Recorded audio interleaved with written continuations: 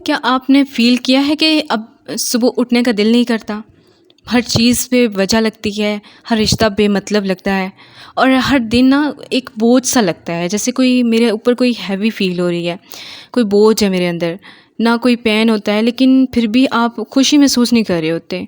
बस एक खालीपन-सा होता है, जो आप किसी को समझा नहीं पाते कि मुझे हो क्या रहा है, मुझे क्या मसला है। ये डिप्रेशन है, लेकिन वो डिप्रेशन जो बगैर रोए होता है।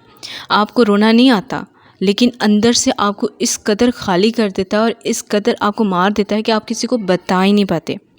ये जो डिप्रेशन होता है ना, ये बहुत पेन देता है, बहुत ज़्यादा, लेकिन दिखाई नहीं देता बस। इसका ये बड़ा मसला है कि आपको सबको लगता है कि आप ठीक हो, सब ठीक चल रहा है, सब सही चल रहा है। सो माय व्यूअर्स, जो मेरा आज का टॉपिक है ना, वो यही है कि जब ज़िंदगी बेवजह लगती है, तो ये ऐसा क्यों है? ठीक है, तो ये डिप्रेशन की ही एक सूरत है जो आप समझ नहीं पाते और इसको आप नॉर्मल लेके चलते रहते हैं और एक टाइम ऐसा आता है कि आप या तो मतलब कि ख़त्म हो जाते हैं बिल्कुल, या फिर ऐसा होता है कि आप में फीलिंग्स नहीं रहती कोई भी किसी भी चीज़ की, ना ही किसी चीज़ का कोई इंटरेस्ट रहता है। ठीक है, फिर वहाँ से वापस आना बहुत मुश्किल हो जाता है। आज भी मैं भी आपका ऐसे ही कंडीशन हो कि आपको लगे कि मेरा वापस जाना उसी कंडीशन में कि जब मैं हँसता खेलता था या जब मैं बातें करता था, जब मैं इंटरेस्ट लेता था चीज़ में, अब वो नहीं रहा।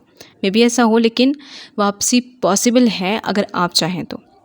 ठीक है, हम देखें साइकोलॉजी में इसको हाई फंक्शनिंग डिसऑर्डर कहते हैं। इसमें ये होता है कि इंसान चल फिर तो रहा होता है, बात भी कर रहा होता है, काम भी कर रहा होता है, लेकिन अंदर से ना डिस्कनेक्ट हो जाता है खुद से, लोगों से, ज़िंदगी से। ये डिप्रेशन एक स्लो पॉइज़न की तरह होता है, मतलब आपको अंदर ही अंदर ख़त्म कर रहा होता है। ठीक है, वक्त के साथ साथ आपको ज़िंदा तो रखता है, लेकिन ज़िंदगी जीने की सलाहियत छीन लेता है। ये इस तरह का डिप्रेशन होता है। ठीक है, जो डिप्रेशन होता है ना, वो भी एक पॉइज़न की तरह ही होता है, एक ज़हर की तरह होता है।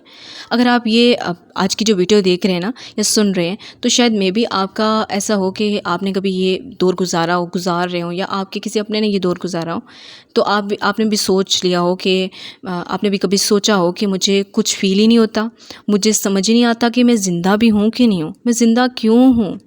बस सब कुछ छोड़ देने का दिल करता है सब कुछ छोड़ के भाग जाऊँ कभी।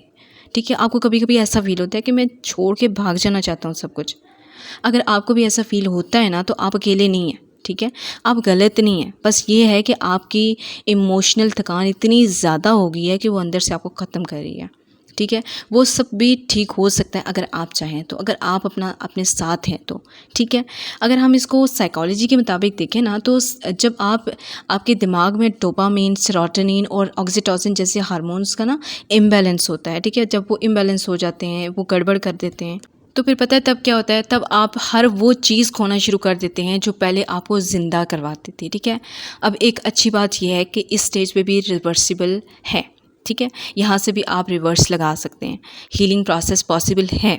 ठीक है, अगर आप चाहें तो। देखिए, मैं आप लोगों को ना यहाँ पे कुछ हीलिंग स्टेप्स बताऊँगी, आप लोगों ने मस्ट फॉलो करने हैं। ठीक है, सबसे पहले आपने क्या करना है कि खुद से बात करनी है। खुद से बात करना ये नहीं कि आप पागल लगोगे, नो। खुद से बात करने का मतलब ये है कि आप सबसे पहले अपने आप को समझो। मुझे ज़रूरत है, मेरी ज़रूरत है पहले मुझे। जब मुझे ज़रूरत है, तो इसका मतलब यही है कि अगर मैं अपनी हेल्प कर लूँगा, तो सबसे बड़ा हेल्पर मैं हूँ अपना। ठीक है, मेरे से ज़्यादा बड़ा हेल्पर कोई नहीं हो सकता मेरा।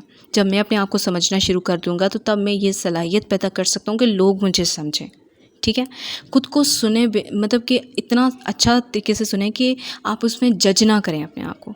कुछ भी जज ना करें कि मैं क्या हूँ क्या नहीं, बस सुने अपने आप को, क्या कहना चाहता है आपका अंदर। मैंने हमेशा आपसे कहा कि किसी थेरेपिस्ट से बात ज़रूर करें। आज भी मैं आपसे यही कह रही हूँ कि किसी थेरेपिस्ट से ज़रूर बात करें, किसी ट्रस्टेड पर्सन से, किसी दोस्त से बात कर लें, लेकिन ज़रूर करें, मत इस तरह अपने आप को मत छोड़ें। ठीक है, और लास्ट काम आप ये कर सकते हैं कि अपनी रूटीन में एक छोटी सी खुशी ज़रूर लाएं। ठीक है, जैसे कोई अच्छा सा म्यूज़िक सुनना, वॉक करना, नेचर वॉक करना, ये चीज़ें अपनी लाइफ में ज़रूर लाएं। ठीक है, जो आपको खुशी देती थी पहले, जो इसमें आपको इंटरेस्ट था, वो दोबारा से शुरू करें। अगर नहीं भी इंटरेस्ट ना, तो उनमें से कोई एक चीज़ दोबारा से शुरू करें जो आपको इंटरेस्टिंग लगती थी। ठीक है, इससे आप हील होंगे।